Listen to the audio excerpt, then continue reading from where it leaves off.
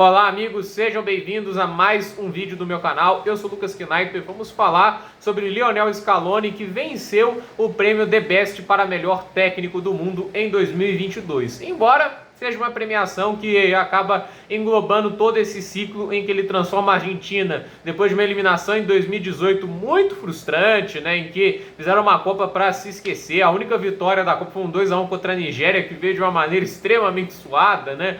E assim, eles saíram daquela Copa, né, onde até se despediram de uma maneira ok contra a França, foram eliminados, mas ainda assim fizeram valer uma boa batalha, né, mas era uma sensação de terra arrasada, e ele transformou isso para uma seleção tricampeã do mundo. E assim, é legal a gente comentar, né, porque não havia expectativas nenhuma sobre o Lionel Scaloni, ninguém sabia muito da existência dele, só quem estava muito adentro, né, do que era a seleção argentina, porque ele treinava as seleções como a Sub-23, se não me falha a memória. Ele estava assim, no primeiro degrau, evidentemente, para subir, mas a ideia da Argentina não era contratar o Scaloni, era trazer um cara mais experiente, mais consagrado, como era, por exemplo, Marcelo Gallardo, muita gente falava dele. Só que aconteceu, o Scaloni vira técnico da seleção, porque a AFA, que é a entidade, que aqui é a CBF, lá na Argentina é a AFA não tinha dinheiro nenhum, né? A desvalorização do peso argentino, tudo que estava acontecendo na economia, afetou muito eles, né? E esses técnicos são financiados em dólar, né?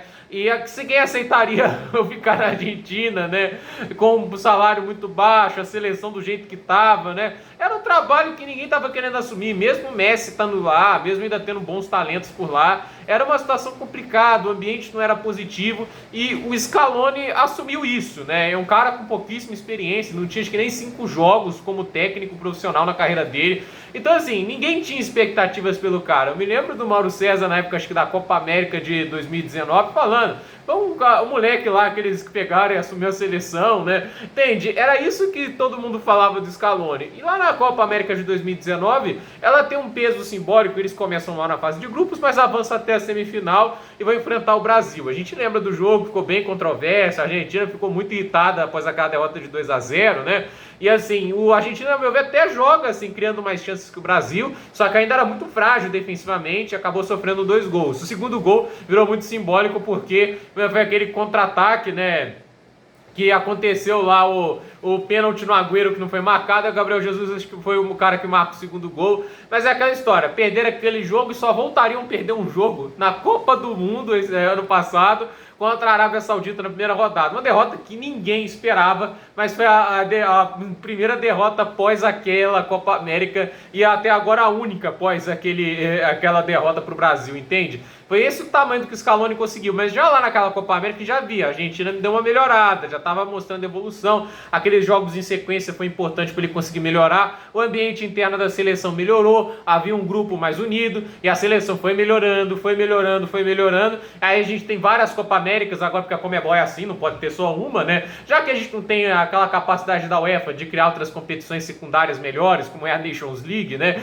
A gente tem que inventar a nossa aqui, a gente está inventando a Copa América Centenária, e aí vai fazer a Copa América da 2 em 2 anos, né? Virou isso, né? Aí teve a Copa América 2021, e assim, ela foi no Brasil, né? Não era nem acho que para ser pro Brasil, mas foi o único lugar acho que conseguiu aceitar, assim, fazer a Copa América na situação de Covid que a gente estava, e assim, foi lá, a Argentina veio, conseguiu já avançar até a final, né? Teve seus probleminhas durante alguns momentos da Copa América, precisou passar nas pênaltis contra a Colômbia, e muita gente cravava um favoritismo tão claro para o Brasil, e eu era acho que um dos poucos, né, que falava que, olha, a Argentina está tão forte quanto o Brasil, porque o Brasil não está convencendo quase nada também, o Brasil também tem seus problemas, e a questão é, o Brasil foi para a final e perdeu, e com muita justiça. A Argentina jogou melhor aquela final, e acho que era aquele momento que o Brasil precisava acordar. Parecia que tinha acontecido, mas a Copa do Mundo nos disse que não foi bem assim, né? A questão é, a Argentina ganhou a Copa América, depois ganharia a finalíssima, chegou à Copa do Mundo como justamente, assim, merecidamente, como uma das favoritas, né?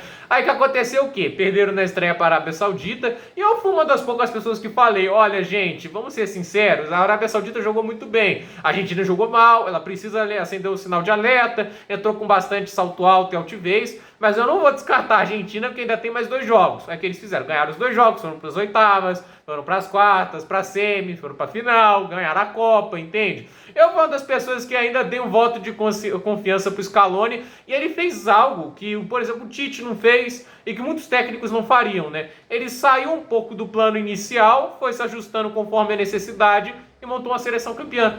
Porque, no final das contas, é isso, né? A entrada do Enzo Fernandes, que era um cara que havia surgido pro futebol mundial mesmo, né? E já era conhecido aqui na América do Sul pelo River Plate, né? Mas o cara tava em primeira temporada europeia, primeira metade lá no Benfica, né?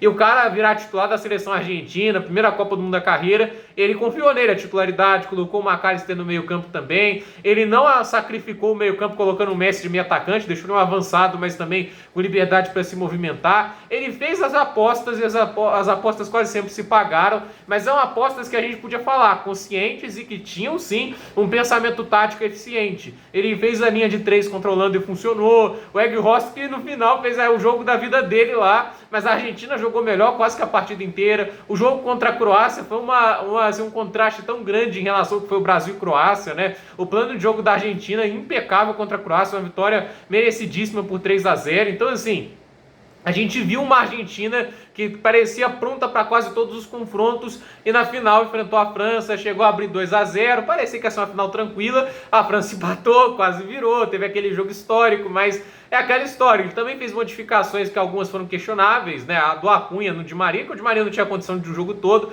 acho que aí faltou confiar um pouquinho mais no Dybala, né? Porque ele merecia, o Dybala tá jogando muito, inclusive, né? Mas é aquela história, né? No contexto geral, o cara acertou muito mais do que errou e fez uma seleção, como eu disse, 4 anos atrás desacreditada, agora campeã do mundo. Então, é aquela história, né? O Lionel Scaloni é um cara que veio desacreditado e hoje todo mundo reconhece o valor dele, né? Então, eu acho assim, né? Vou dar o prêmio para quem? O Ancelotti, né? Poderia ser, né? Ganhou a Champions, provou que todo mundo estava errado, ganhou a La Liga, o título que faltava para ele no pontos corridos.